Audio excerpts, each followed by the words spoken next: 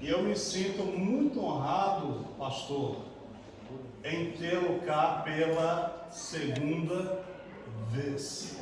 Você é bem-vindo. Deixa Deus te usar. Faça de conta que você está na sua igreja ali em Patinga, a terra abençoada. Tá bom? Vamos receber o pastor Cláudio aplaudindo bem forte.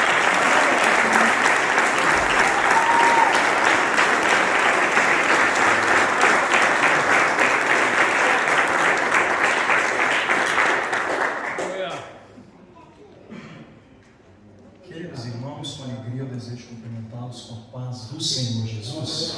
Amém! Eu vou aproveitar a gentileza de vocês já estarem sobre os pés e convidá-los ao texto da Palavra de Deus. E em sequência eu irei tecer aqui alguns comentários de gratidão a Deus. Abra sua Bíblia, por favor, no livro de Josué, dentro da prevista temática já proposta por vocês mesmos. Josué capítulo 1, por favor.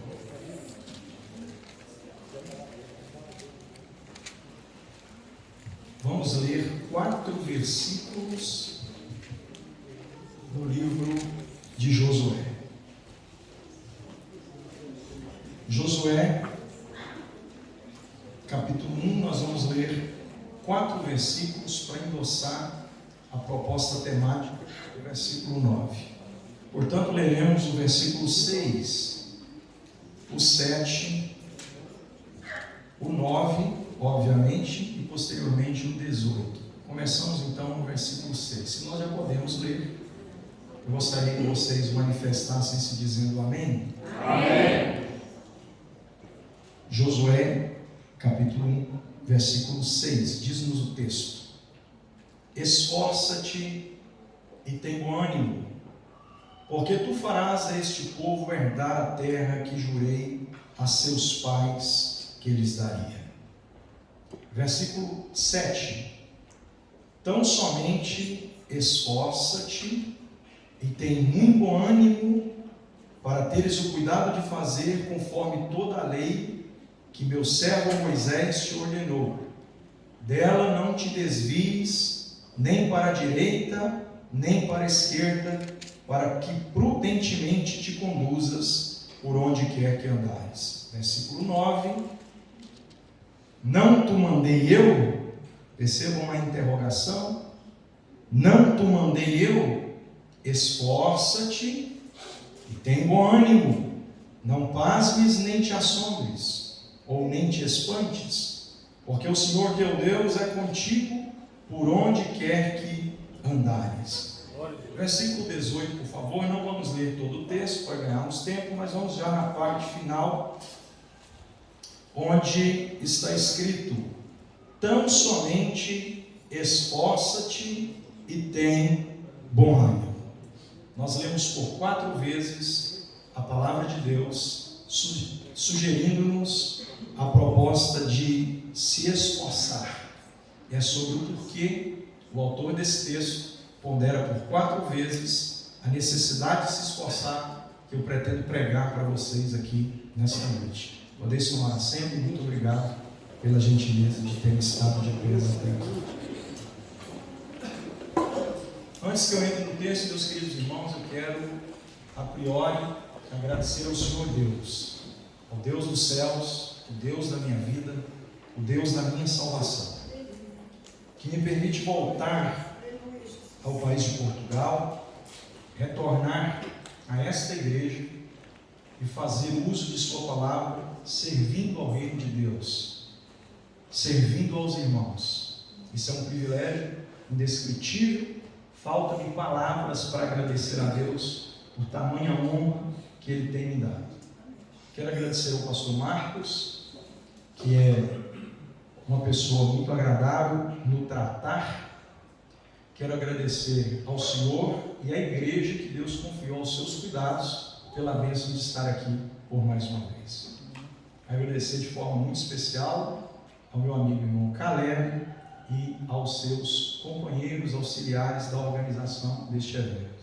E a vocês, meus queridos irmãos, todos vocês, sem exceção, que pertencem ao grupo de homens desta igreja. muitíssimo obrigado. Que fique registrada a minha gratidão, porque a festa pertence a vocês, a história é de vocês e vocês estão me permitindo fazer parte disso. Muito obrigado. Agora, depois de já ter feito aqui alguns comentários de gratidão, eu torno extensivo e público também o abraço da minha família. Nós somos uma equipe. Muito provavelmente agora eles estão pregando junto comigo aqui, só que na intercessão lá em casa. Um abraço da minha esposa, a irmã Aira, um abraço dos meus filhos Levi, Cláudio Júnior e a rapinha do tacho, a menina da bochecha rosinha, igual eu assim, pastor, a Elisa Clarice. Então recebo de verdade, meus irmãos, um abraço da minha família.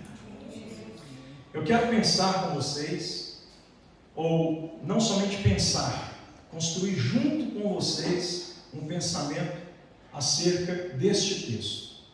Eu achei pertinente por demais o que vocês tematizaram para este evento, visto que não é só propício, é atual a necessidade de se esforçar. Todos nós, sem exceção, vivemos dias de exaustão física, mental, exaustão espiritual. Enfim, são muitas as nossas iniciativas onde empregamos esforço. Geralmente fazemos isso sem medir o quantitativo dos nossos esforços, ao ponto de que, em algum momento da vida, venhamos nos sentir frágeis, vulneráveis, às vezes sem ânimo ou vigor para dar sequer o próximo passo. O Deus que está falando com Josué, depois da morte de Moisés, para que ele se esforce, é um Deus que sabe que Josué é forte. E por qual razão Deus diria a um homem que de fato é forte, que ele deve se esforçar? E por que é que Deus faz isso 3 vezes? E depois ainda, por fim, impulsiona para que os seus servos também o façam, por uma 4ª vez. Por qual razão Deus quer que Josué saiba que existe uma necessidade de que ele se esforce? Primeiro, eu quero pontuar com vocês o fato de que Josué não é um homem fraco, viu? Quando você lê a sua biografia, antes da ocasião em que Deus com ele vai falar, vocês vão perceber que Josué é um homem que demonstra possuir muita força, não somente força física, como força de vontade, garra. É um homem que não desiste. Lembra da ocasião em que Moisés teve que levantar as suas mãos, auxiliado por seu irmão Arão e por Hur, porque o texto bíblico diz que, descendo Moisés as suas mãos, Israel tinha que recuar no campo de batalha. Quem estava à frente daquela peleja como líder, com todo o plano arquitetado de guerra, era Josué. Eu não sei se vocês perceberam o contexto aqui, mas o fato é que Moisés não tinha força para ficar com a mão para cima sempre.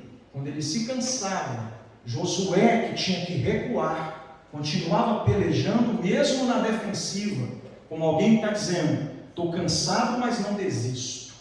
Estou cansado, estou recuando, mas não estou entregue à mercê do campo de batalha.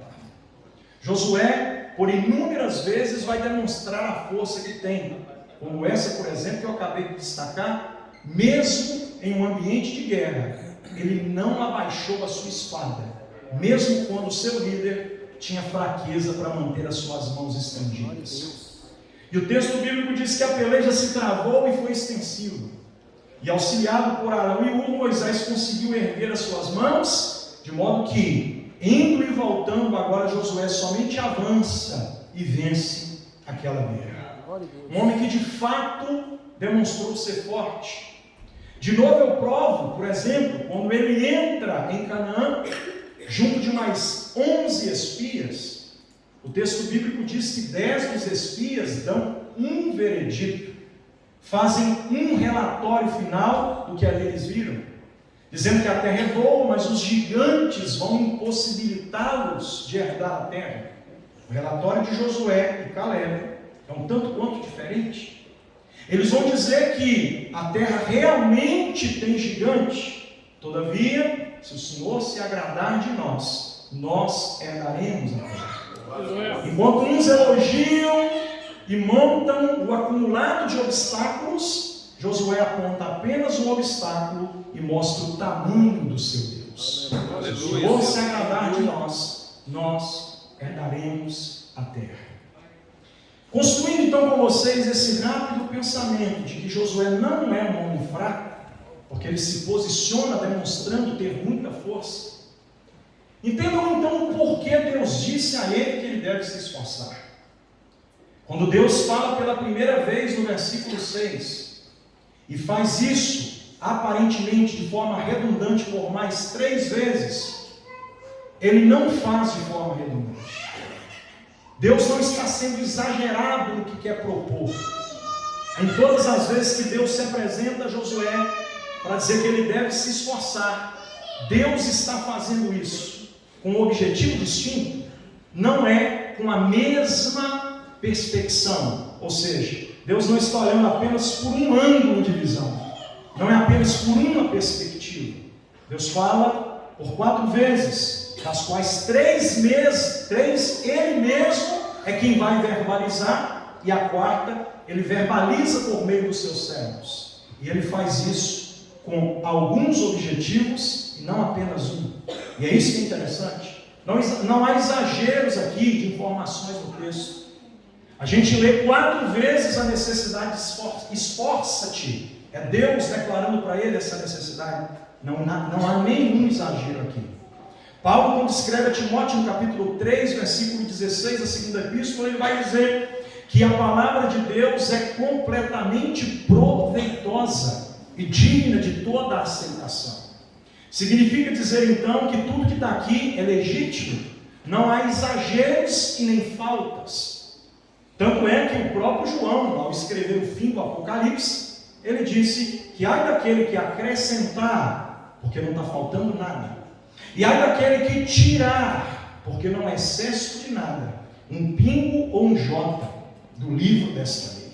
Está tudo aqui, tudo que precisamos saber, e nós vamos aprender hoje porque é que Deus falou 4 vezes. Primeira vez que Deus diz, esforça-te, é no verso 6. E se você pegar o contexto, você vai perceber que Josué precisa de força mental. Ele precisa de força emocional. Josué está vivendo um luto. E força emocional é totalmente diferente de força física. Tem muita gente que é forte fisicamente, mas é frágil emocionalmente falando. Josué está vivendo um tempo de luto. O versículo 2 diz o texto: Moisés, meu servo, é morto. Nós estamos vendo Josué pela ótica de um homem fragilizado pela dor do luto. Josué perdeu seu líder, o homem que ele seguiu por 40 longos anos dentro do deserto. Josué perdeu o líder que estendia sua mão, e Deus, por meio das suas ações milagrosas, miraculosas, fazia com que mar se abrisse, com que pão caísse, com que codornas voassem para o arraial, com que pedras jorrassem águas, com que nuvens de fogo estivessem dando cobertura à noite, com que nuvens trazendo refrigério estivessem direcionando o povo pelo dia. E agora ele pensa consigo: como é que eu vou dar continuidade a uma missão tão grande? Eu não me sinto capaz de ser o sucessor do meu líder. Não somente sinto a dor de já não tê-lo mais, como sinto a limitação de não conseguir ser alguém à altura do que ele foi um dia. Esse homem está abatido. Esse homem de fato precisa de força. E a sua força precisa ser arrancada de dentro de si mesmo. Porque a proposta de Deus não é eu te fortaleço. A proposta de Deus é esforça-te. O verbo de ação se conecta ao pronome, identifica o sujeito que fala. Deus está dizendo a ele: eu não vou te dar força, eu quero que você encontre a força necessária para você prosseguir. Eu estou já resumindo a minha introdução para fazer a minha primeira aplicação dentro dessa ideia e dizer aos senhores que aqui estão comigo: homens têm mais dureza de expor as suas fragilidades. As mulheres geralmente têm muito mais facilidade de colocar para fora as suas dores. Eu conheço pessoas que têm tanta dificuldade de exporem a sua fragilidade, que em velório de pessoas que eles muito amam, eles vão de óculos de sol, bem escuro. E aí quando as lágrimas começam a vazar para baixo dos óculos, eles vão ao banheiro, saem da sala fúnebre e tentam se esconder, para não mostrar para alguém que eles estão chorando. A nossa natureza máscula, os homens, em seu sentido mais elevado de masculinidade, tem a dificuldade de dar a mão à palmatória e dizer que também sente dores em sua alma. Deus está tratando com um homem que não pode mostrar que é fraco, mas está fraco. Com um homem que não pode mostrar que está sofrendo, mas está sofrendo. Com um homem que não pode expor a sua dor, mas está doendo. Com um homem que caminhou com seu líder por muitos anos e agora não sabe nem como é que ele dá o primeiro passo depois da morte do seu Senhor. Está doendo muito, mas ele não tem condição de mostrar isso. Mas eu creio que vocês, assim como eu, acreditam num Deus que nos vê por dentro e sabe de tudo que todo mundo não consegue ver.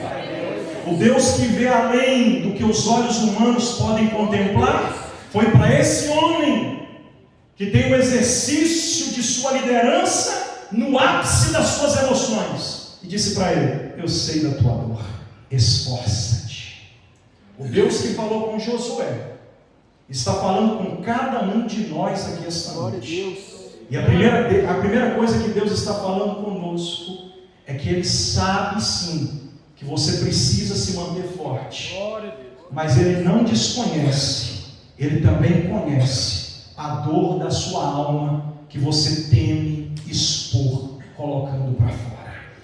É por isso que Deus disse para Josué: esforça-te, coloque força nas suas emoções. Quem morreu foi Moisés, você permanece vivo. Quem não faz mais é Moisés, você pode continuar fazendo.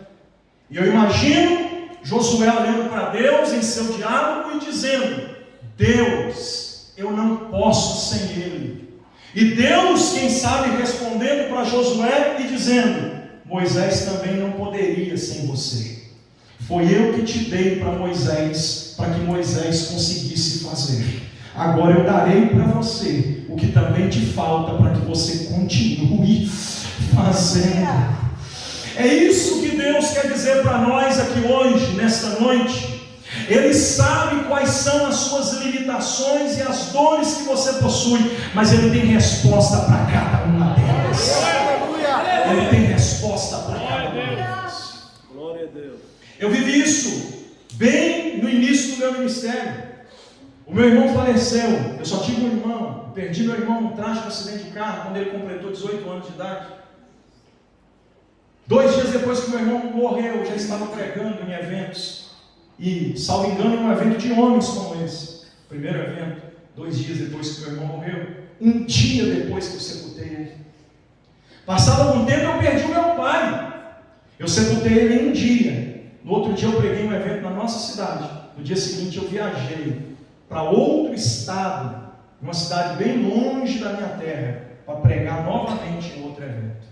Eu não tive tempo para sepultar o meu próprio luto, porque com Deus é assim: quem morreu foi Moisés. Se você continua vivo, você precisa continuar fazendo o que eu te chamei para fazer.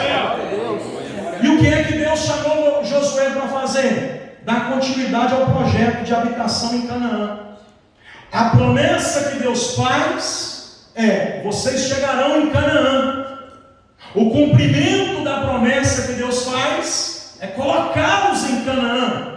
Mas do até quando ao até que, tem também o processo do enquanto isso. E no enquanto isso, muita coisa acontece. Deus nos chamou para um propósito. Ou foi só eu, gente? Será que eu estou pregando só para mim? Tem mais alguém aqui que está debaixo de um propósito de Deus?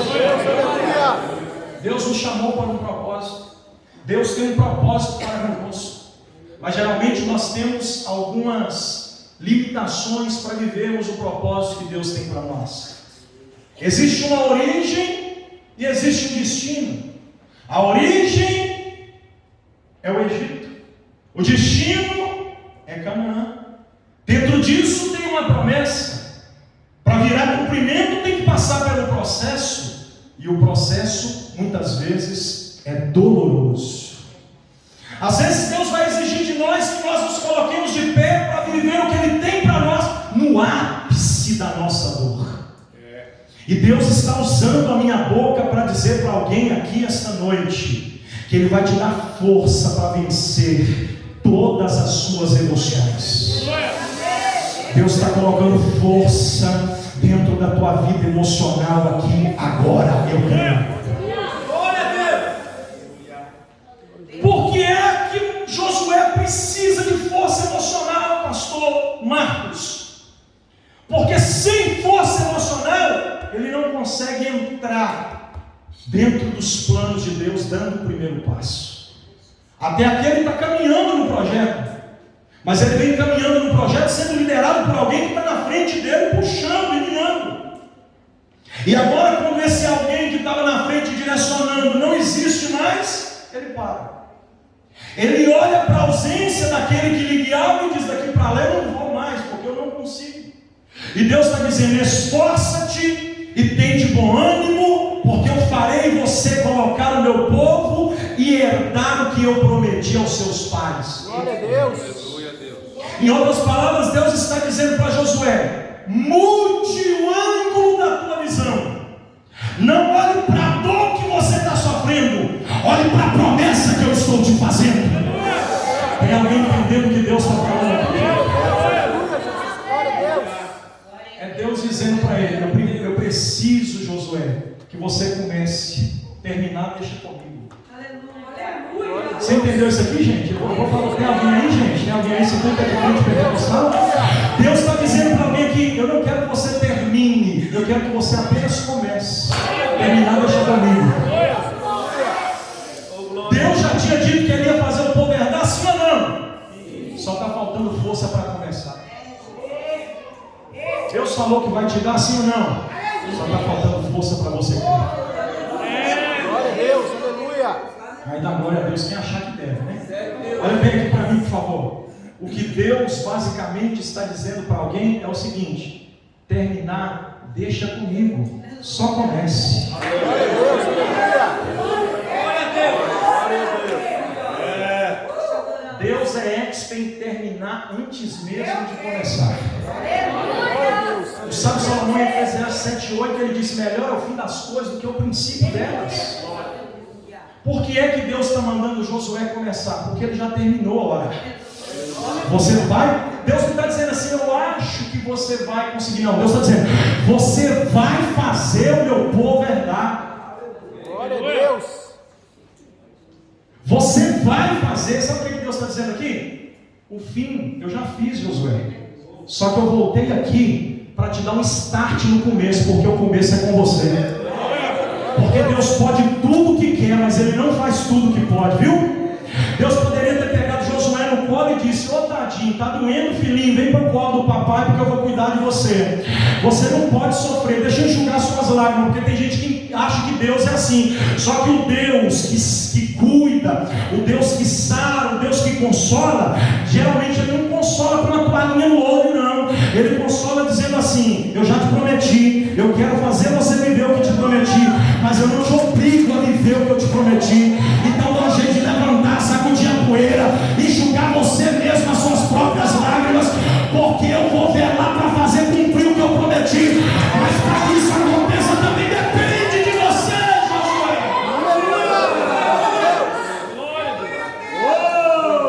Deus pode tudo que quer, mas Ele faz tudo que pode. Existem coisas que estão intrinsecamente ligadas às nossas próprias ações. Só os homens, levanta o pé para cima assim comigo, assim, isso é pela fé, e pisa. Diga para quem está do teu lado: essa Essa é a ordem de Deus. Você precisa ter força para dar o primeiro passo.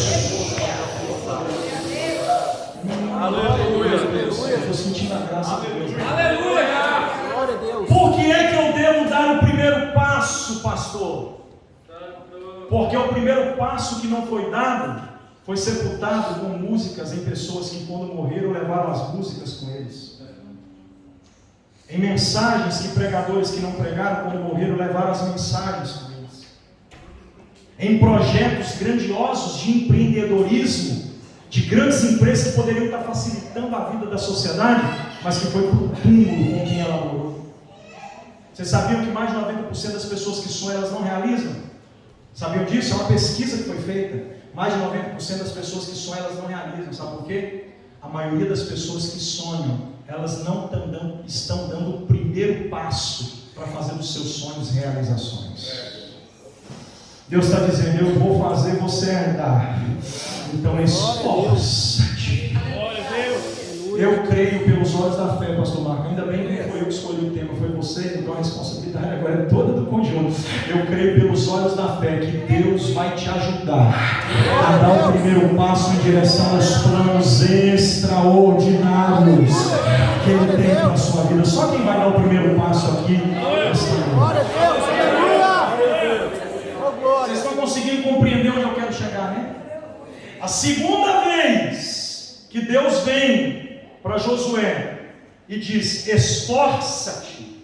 Parece que Deus está até sendo redundante, parece mesmo. Deus tinha acabado de falar no versículo 6, sim ou não? Aí agora ele volta e enfatiza, ele é mais incisivo. Ele diz: tão somente esforça-te. Deus está dizendo para Josué, desse segundo ponto de vista. Estou fazendo uma hermenêutica bem simples do texto. A exegese que eu extraí aqui desse ponto hermenêutico é bem simples mesmo. Nem precisa cavar, estou só arranhando a superfície. Deus está dizendo: eu preciso que você continue. Pastor, mas não faz sentido. Faz. É só você ler o contexto que você vai entender. Josué, dá o primeiro passo e não dá o segundo, é viver pelas metades a totalidade do que eu tenho para te oferecer. Aleluia, Deus. Pastor, onde você tirou isso? É só você ler o contexto, está escrito assim, ó: tenhas o cuidado de não se desviar nem para a direita, nem para a esquerda. O que Deus está dizendo para ele é o seguinte: vai haver vias de possibilidade de desistência no percurso. Vou repetir, posso? Haverá vias de possibilidades de desistência durante o percurso. Só que você precisa continuar. E para continuar você precisa ter força. Glória a Deus, aleluia. Vocês estão ficando mais claro agora, não está, gente? Está ficando muito claro, não está? Então quer dizer que não adianta tão somente eu dar o primeiro passo, porque além de ter uma estatística que diz que mais de 90% das pessoas que sonham não realizam, existe também uma outra estatística que diz que mais de 70% das pessoas que iniciaram grandes projetos desistiram antes de terminá-los. Vou caminhar contigo aqui, Vamos juntos, todo mundo comigo, vamos entrar aqui na história de Josué. Josué dá o primeiro passo. Eu imagino ele dando o primeiro passo e a força que ele precisa ter para dar o segundo não emanou. Então Deus vem e diz: você precisa dar o segundo passo, Josué. Para você fazer o meu povo chegar, não é com um passo só, Josué. A terra eu já preparei, Josué. Se esforça para continuar vivendo o que eu projetei para você, Josué. Não desiste no meio do caminho, não. Deus não é Deus que para no meio do caminho. Ele disse: aquele que começou a boa obra em vós é poderoso para aperfeiçoá-la e terminá-la, concluindo até o dia de Jesus. Olha o que Deus está dizendo para alguns homens aqui. General de guerra, eu sei das suas frustrações. Eu sei que não é fácil dar continuidade em alguma coisa. Tem gente aqui que tem projetos que, quando começam a sair do papel, o papel é amassado e jogado no lixo. Tem muita gente que vive só na teoria e nunca consegue pôr em prática. Porque quando ele dá o primeiro passo, ele encontra a primeira dificuldade. E aí olha o que Deus está dizendo. Deus diz no versículo 7 que vai ser com ele. Gente, vocês não estão entendendo não? Ele dá o primeiro passo, ele vê o Jordão cheio d'água. Ele dá o primeiro passo, ele vê as muralhas de Jericó. Ele dá o primeiro passo, ele vê que a terra está repleta de gigantes. Tem saduceu, tem tem filisteu, tem todo tipo de gente, tem os jebuseus, está tudo ali, inimigos. São todos obstáculos que tentam impedir de dar o segundo, sim ou não? Aí Deus diz: eu serei contigo, assim como eu fui com Moisés, o meu servo. Pastor, e o que significa isso? Significa que Deus está dizendo: depois de dar o primeiro passo, vem também a primeira dificuldade. Mas quando a primeira dificuldade vier, lembra-se, eu sou contigo. Vai ter muralha, mas eu sou contigo. Vai ter batalha, mas eu sou contigo. Vai ter gigante, mas eu sou contigo. Vai ter problema, mas eu sou contigo. Vou falar até alguém agora. Vai ter dificuldade, mas eu sou contigo. Continue, Josué. Continue. Glória a Deus. Aleluia. Força para prosseguir. Você tem vontade de me ajudar a pregar? Você pode fazer isso, me ajudar a pregar? Então, Aleluia. ajude mesmo, Glória a sem Deus. constrangimento algum. Ninguém é obrigado a fazer, mas é aconselhado que faça. Olhe para essa pessoa que está do teu lado, diga para ela: tenha força para começar. E quando começar, tenha força para prosseguir. Glória a Deus. Aleluia. Aleluia, Jesus. Aí Deus vem de novo, pastor. Deus vem de novo. E eu chego no tema de vocês. Deus vem de novo no versículo 9 e diz: esforça-te. Quando Deus fala pela terceira vez, Louvado seja o Senhor. Deus fala depois de fazer uma pergunta: não tu mandei, eu. Deus estava dizendo o seguinte, posso contextualizar aqui? Não está no texto, mas vou contextualizar para facilitar o seu entendimento. Deus está dizendo para Josué o seguinte: rapaz, você precisa saber quem é que te mandou. Jesus. Eu acho que você não entendeu quem é que te mandou. Começar você já começou, prosseguir você já prosseguiu. Agora que está perto de acabar, vai ficar pensando que não vai dar? Deus. Vai ficar pensando que não vai chegar? Louvado seja. Glória. Porque ele começou a sentir medo. À medida que ele se aproximou da terra, Deus já fez tudo isso por antecipação, para que lá na frente ele se lembrasse de cada conselho desse de Deus. Quando ele vai começando a entrar na terra, pastor, ele vai sentindo medo. Alguém aqui tem medo além de mim, gente? Aleluia. Alguém além de mim aqui tem medo, gente? Eu sou eu que tenho medo, né? Outro dia eu fiz uma viagem de avião com uma cantora muito famosa do Brasil. Nós pregamos, ministramos no mesmo evento lá no Pará, na cidade de Curionópolis, bem no interior do Pará, ali próximo a Marabá, a Paruapebas. E aí quando a gente está indo embora, o céu ficou quase preto, eram umas 4 da tarde. Eu falei: gente, mas vai chover demais. Se olhar para o céu, você vai estar aquele céu escuro mesmo. E eu já comecei a ver ela olhando assim: pastor, eu não gosto de viajar quando está assim. E ela já começando a suar frio. E daí a pouco nós entramos naquele avião daquele jeito mesmo. E a chuva caiu, mas caiu água, irmão. Lá no Pará cai água, igual no Amazonas mesmo, cai água. E lá vai aquela, mas chuva. E o piloto decolou no meio daquela chuva toda. Uns 10 minutos que a gente estava sobrevoando, quando o avião planou. E ele falou: tripulação telescopite, ou seja, 10.000 pés. Ô meu irmão, eu não quero nem te contar o que aconteceu nos pormenores, não vou só resumir. Eu senti o primeiro tremer na primeira nuvem que a gente atravessou. Aquele tremer foi tão esquisito que eu quase saí do banco. Aí eu arrochei mais o cinto e toda a poltrona tem aquele bracinho de apoio. Eu levei a mão por baixo, agarrei aqui, levantei ele, porque à medida que balançava parecia que a gente ia arrancar do lugar. E lá atrás eu estou escutando aqueles gritos no agudo. Meu Deus! Aqueles gritos no agudo. E aquele desespero todo, e não tinha como a tripulação atender ninguém. E o povo aperta a luz em cima e chama a tripulação, e não vem nenhuma das aeromoças. Eu estou lá.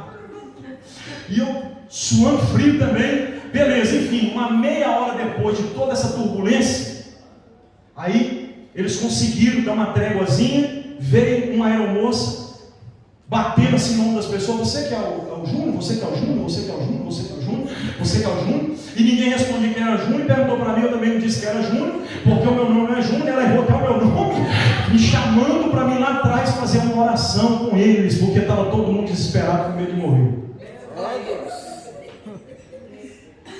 E daí a pouco, quando eu vou saber, e vem ela andando no corredor, uma parada pelo marido, já tinha tomado 2 remédios calmantes para conseguir terminar o voo, porque o voo era de 3 horas e meia, só tinha uns 40 minutos que a gente estava voando. Ela toda bamba com remédio, agora vocês vão rir mais ainda, viu? Vocês vão rir mais agora. Se vocês estão achando graça dela, eu fiquei com pena dela eu não tive coragem de rir. Tá? Eu fiquei rindo de mim depois, porque ontem eu falei para vocês, tem uma dificuldade terrível de expor suas fragilidades. Quando a gente desce, ela quase chorando, falou, pastor, estou muito envergonhada. Você acha que envergonhou o nome de Jesus, pastor? Eu gritei demais, pastor. Eu virei para ela e falei assim, minha filha, você não envergonhou o nome de Jesus. Quem envergonhou o nome de Jesus foi quem não teve coragem de falar. Quem sabe o que você teve coragem de dizer? Você gritou, meu Deus, me socorre. Jesus, tem misericórdia. Eu senti o mesmo medo que você sentiu. A nossa diferença, sabe qual foi? Que eu não falei nada, eu fiquei caladinho. Nem o nome de Jesus eu falei. É isso que aconteceu, porque todo mundo tem medo, irmão. Tem ou não tem medo, irmãos? Josué está sentindo medo. Não à toa Deus disse para ele, não pasmes, nem te espantes. Deus está dizendo para ele o seguinte, eu sei que durante um percurso, alguns medos, alguns receios, alguns dilemas, dúvidas internas tentarão dominar a sua mente, o seu consciente, o seu interior. Mas você precisa ter força para vencer tudo aquilo que te amedronta, tudo aquilo que te causa pavor, tudo aquilo que te provoca medo. Aleluia. Eu serei contigo. Oh, glória! Tem alguém que pode levantar a mão assim para cima? Deus está dizendo para Josué o seguinte, Josué, eu quero que você tenha força para começar, que você tenha força para prosseguir, e que você tenha força para concluir.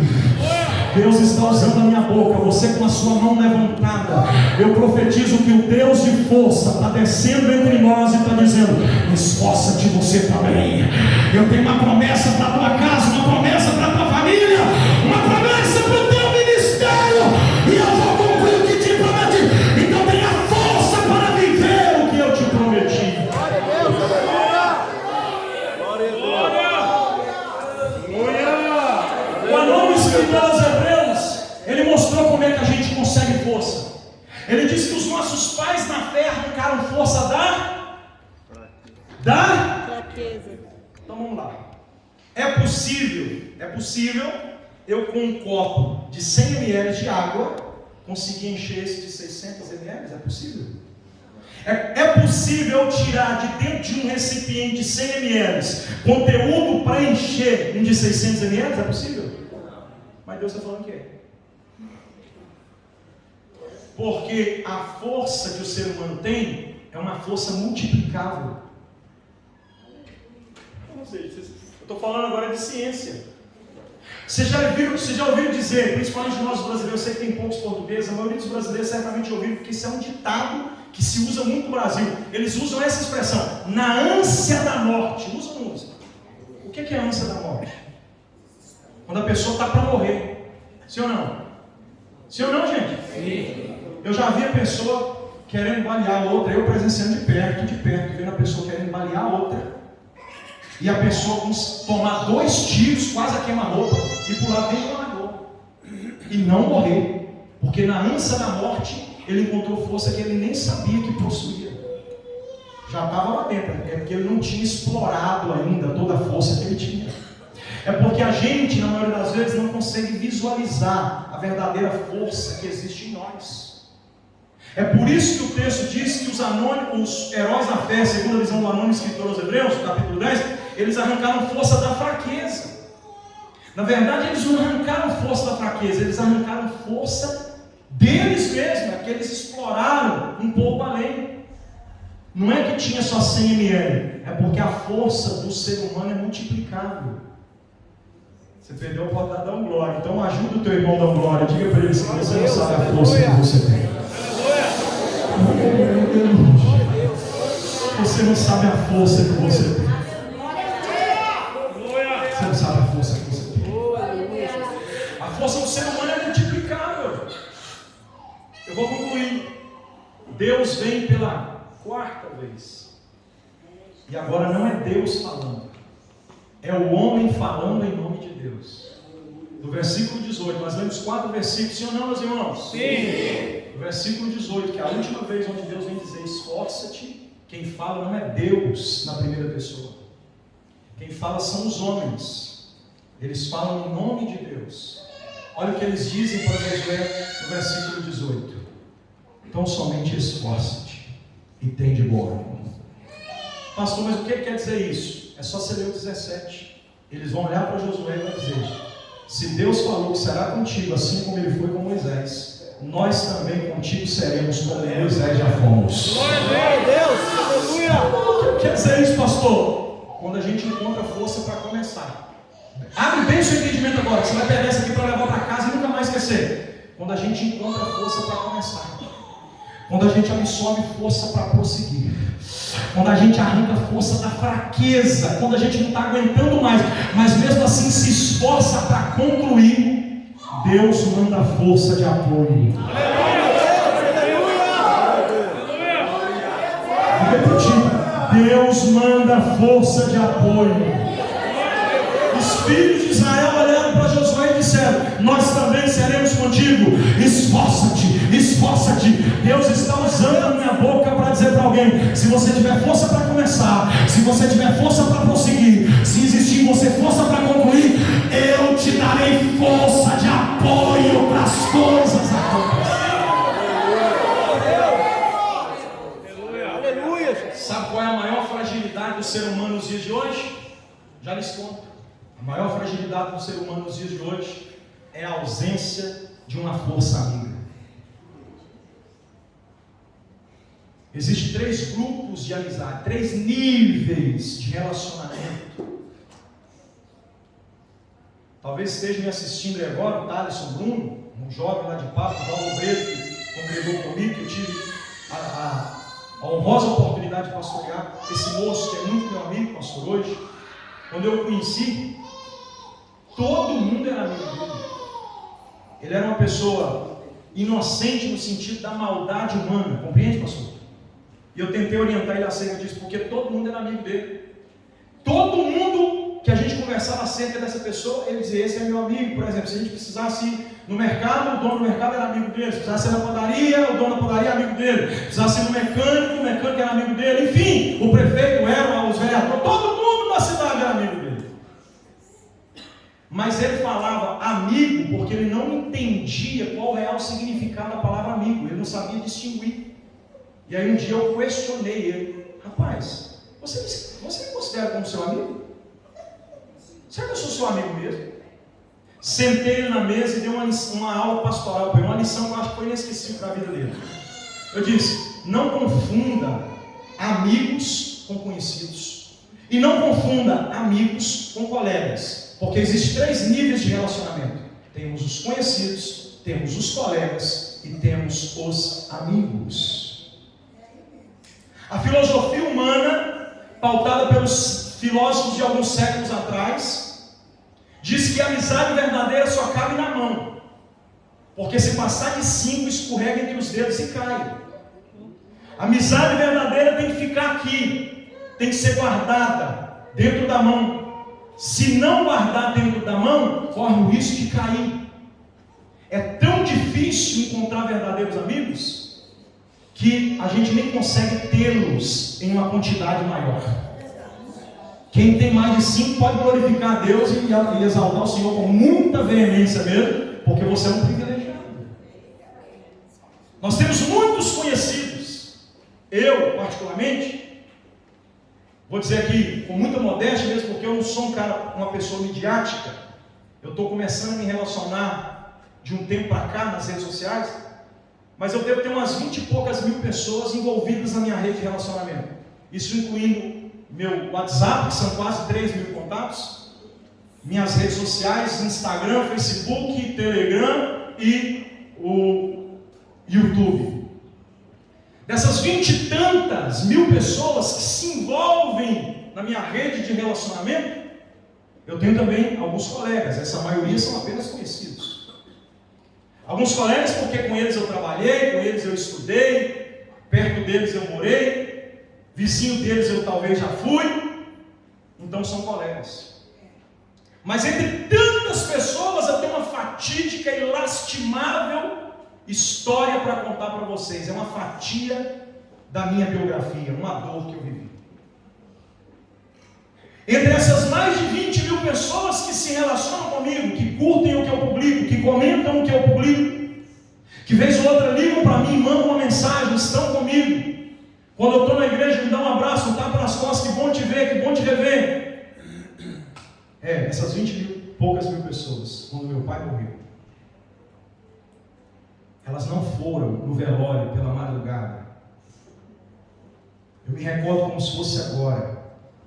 Eu chegando, porque a funerária ligou para mim, que o corpo do meu pai estava chegando na igreja. Quando eu chego na igreja, junto com a minha mãe, deixei minha esposa, minha avó, algumas pessoas em casa, fui receber o corpo do meu pai, eu e minha mãe. Eu sou filho único, eu já disse. Eu olho para a porta da igreja, o pastor com a chave para abrir a igreja. Eu olho ao redor, não tinha mais ninguém. Era 4 horas da manhã. E aí eu com dó da minha mãe, com muita angústia no peito, não querendo deixar ela viver a decepção de ter que pegar na alça do caixão do meu pai. Dentro de mim, eu me peguei perguntando: Senhor, o que eu vou fazer agora? Deus é tão grande que passou uma viatura da polícia militar na hora e eu pedi para que eles parassem.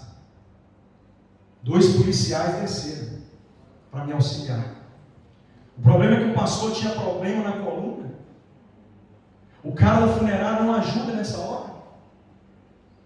E aí, irmãos, nós éramos apenas 3. De toda maneira não dava para levar. Mas tem uma praça bem em frente a essa igreja. E ao lado dessa praça vem uma rua escura. E quando chega na praça se clareia pela luz, a luminosidade de um poste que está acendendo assim dentro da avenida principal. Eu estou vendo que vem alguém de cabeça baixa lá. Estou vendo que vem alguém. É a força de apoio que Deus manda nos dias de dificuldade. Com as mãos no bolso de uma jaqueta. E quando ele levantou a cabeça, a minha alma sorriu. Eu disse no meu coração: eu sabia que você vinha. Porque amigo de verdade não te abandona no dia da tua dificuldade. Amigo de verdade não te deixa à mercê das adversidades. E é sobre esse tipo de amizade que eu estou dizendo que Deus vai mandar para a sua vida. Gente que vai te abraçar para te consolar, que vai te empurrar para frente, que vai te colocar para cima. Pregando eu estava até agora há pouco, daqui para lá eu estou sentindo uma presença. Glória a Deus.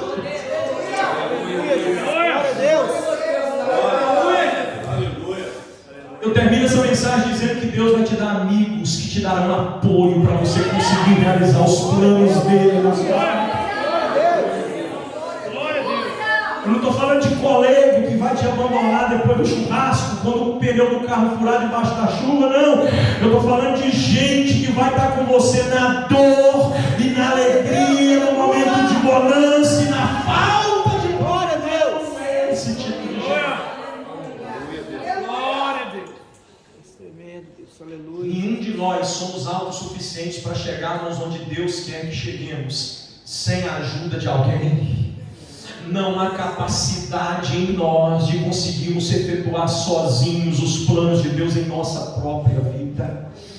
Eu queria que você colocasse a mão no ombro do irmão que está ao teu lado e dissesse para ele o seguinte: no que depender de mim, você vai chegar onde Deus disse que você chega.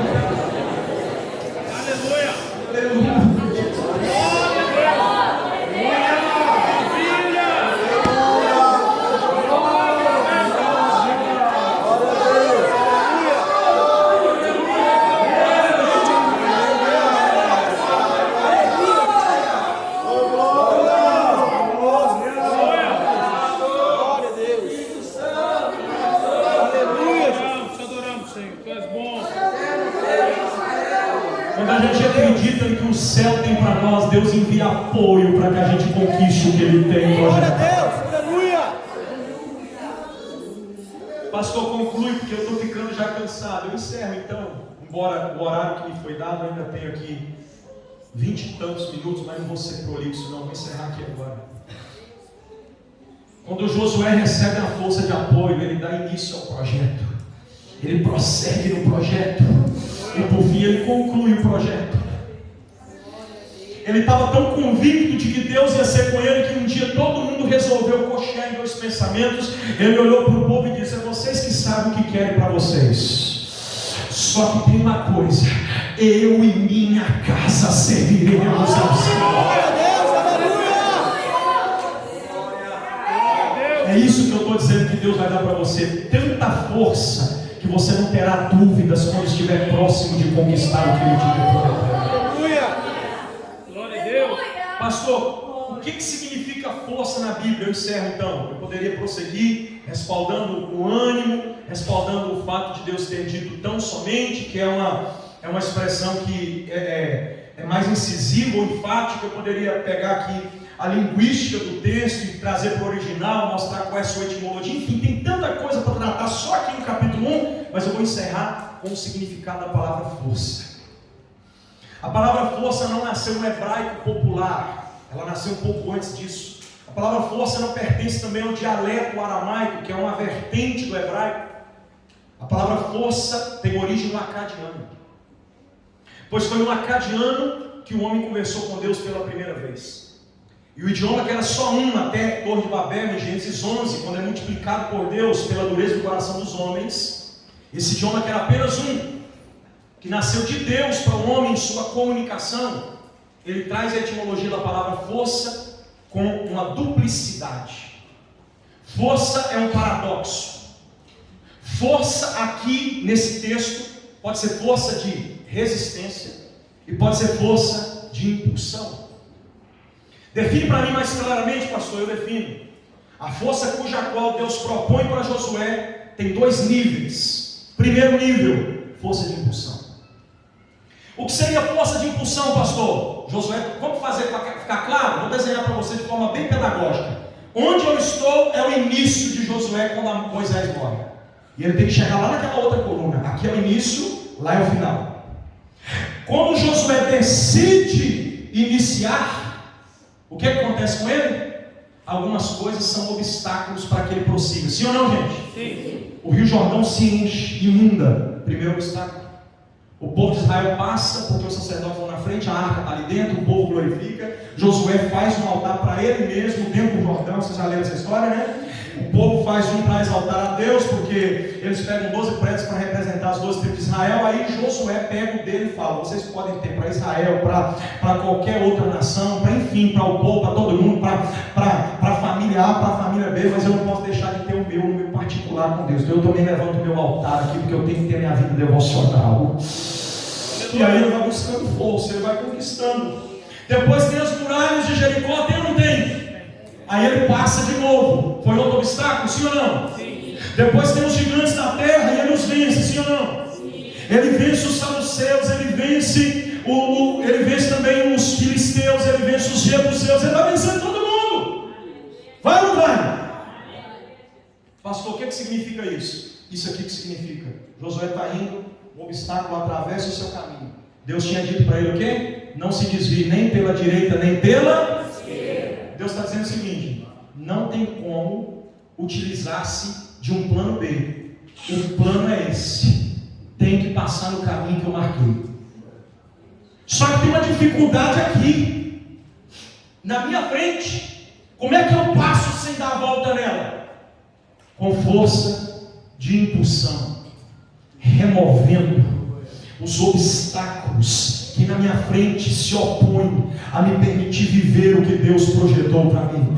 Eu quero profetizar para você aqui, debaixo do sangue de Jesus, na autoridade da palavra, como ministro do Evangelho, que Deus te fará alcançar força para impulsionar tudo aquilo que quer parar na tua frente para tentar impedir você chegar onde Ele disse que você chegaria. Glória a Deus. Segundo nível de força, Josué continua indo. Só que à medida que ele está indo, agora não obstáculos param na frente dele, querem impedir que ele chegue. Obstáculos caminham na direção dele para que ele não prossiga. Pastor, é muito difícil entender o seu pregar, não é? Seja inteligente que você vai conseguir pegar facinho aqui, ó. É só você abrir a sua visão. O que significa força de impulsão? Força para você remover do lugar algo que está parado à sua frente. E o que significa força de resistência? É isso daqui. Josué está indo aqui para lá. E de lá para cá, olha como é que vai ficar bem alegórico e simples agora.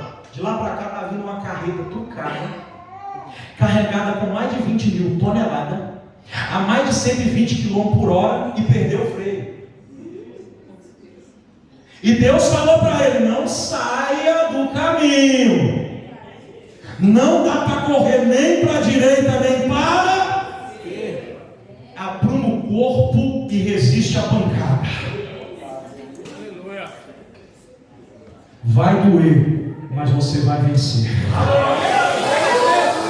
Deus está dando força para você resistir tudo que a vida fazer vir contra você. Você está percebendo isso aqui? Deixa eu ver quem pega essa palavra. Deus está te dando força para você resistir tudo aquilo que tenta vir contra você.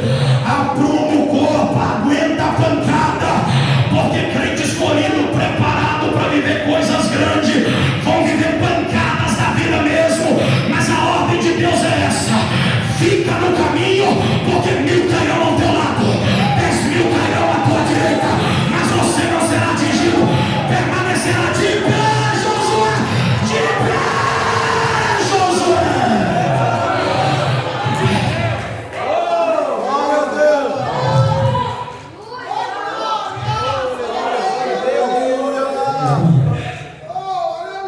Pastor, eu sinto que Deus me trouxe aqui para dizer para alguém que tem vindo força de Deus na sua casa, na sua família, no seu ministério. Abra sua Bíblia comigo, por favor, para a gente encerrar aqui agora.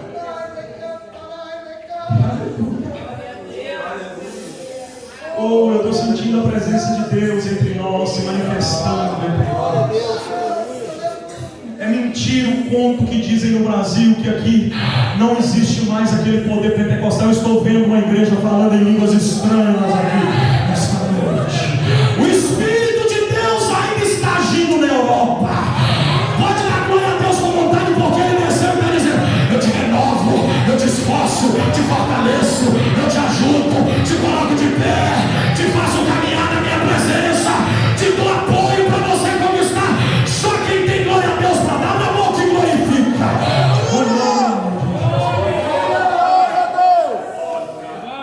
Romanos capítulo 4, por favor. Versículo 16. Ou melhor, não vamos ler do 16 ao 20 não, que eu prometi que não ia ser prolixo. Então vamos já ler logo 20 de uma vez. Romanos capítulo 4, versículo de número 20. Eu deixei para achar por último aqui. Glória a Deus. Romanos capítulo 4, versículo 20. Eu vou te dar a senha para você encontrar força. Versículo 20. E não duvidou da promessa de Deus. E não duvidou da promessa de Deus. E não duvidou da promessa de Deus. E não duvidou da promessa de Deus por incredulidade. Mas foi o quê? Foi?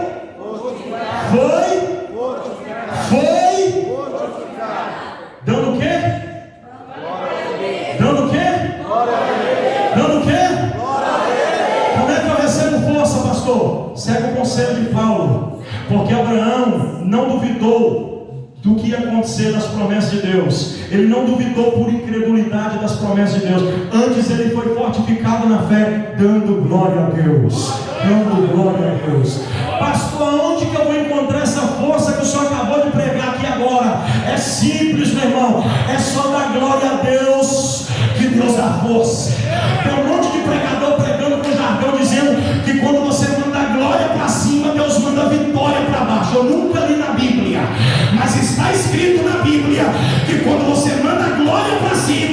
Deus manda força para baixo. Eu vou dar um minuto para você buscar força. Acabou. Acabou. Glória. Glória. Glória. Oh, glória. Deus está me dando força para alguém aqui. Recebe força no céu aí agora. Só quem tem glória, manda glória, manda glória, manda glória.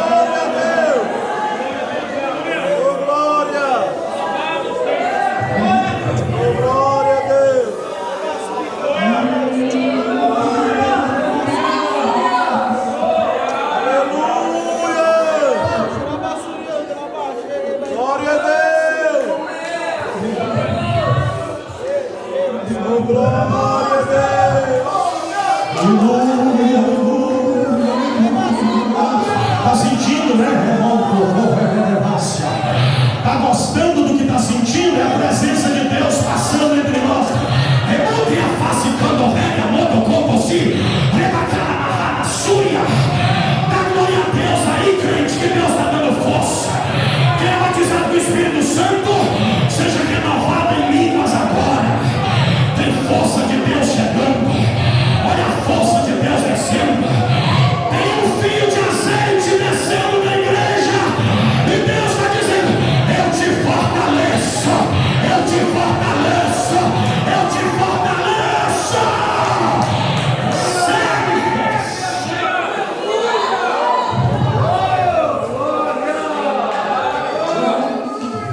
Glória a Deus. Com a permissão do pastor Marcos, o senhor me permite, meu pastor, eu gostaria de convidar a todos que fiquemos de pé, por favor.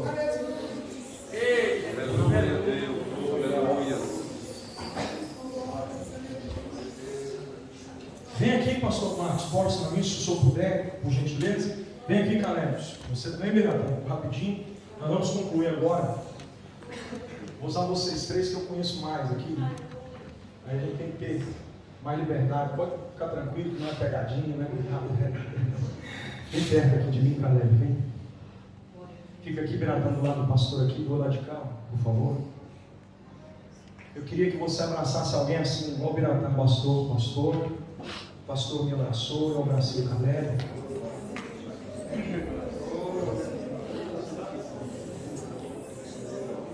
Abraça com carinho, não deixa ninguém sozinho, pode ser com 3, com 4. Isso aqui é profético para esta igreja, ok? O que é profético, pastor? Isso daqui é profético. Deus quer que você comece. Deus quer que você dê continuidade. E Deus quer que você termine. E para provar para você que isso vai acontecer, Ele está colocando uma pessoa do teu lado aí agora para te abraçar. Eu vou te dar apoio. Oh, aleluia. Eu vou te dar apoio. Meu Deus do céu.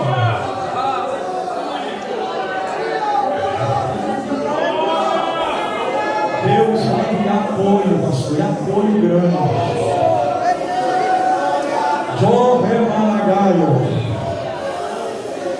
Abraça aí o pastor Biratã, de frente assim, vamos abraçar o galera agora. Eu quero que você abraça alguém assim. Lembra do rapaz que veio no escuro? Lembra do rapaz que veio no escuro para me ajudar a pegar na alça do caixão do meu pai naquela madrugada? Foi o Caleb, esse cara que está aqui me abraçando. É por isso que eu estou aqui hoje pregando. É porque Deus não tem me dado só agendas, Deus tem me dado amigos para me apoiar. Abraça forte essa pessoa que está do teu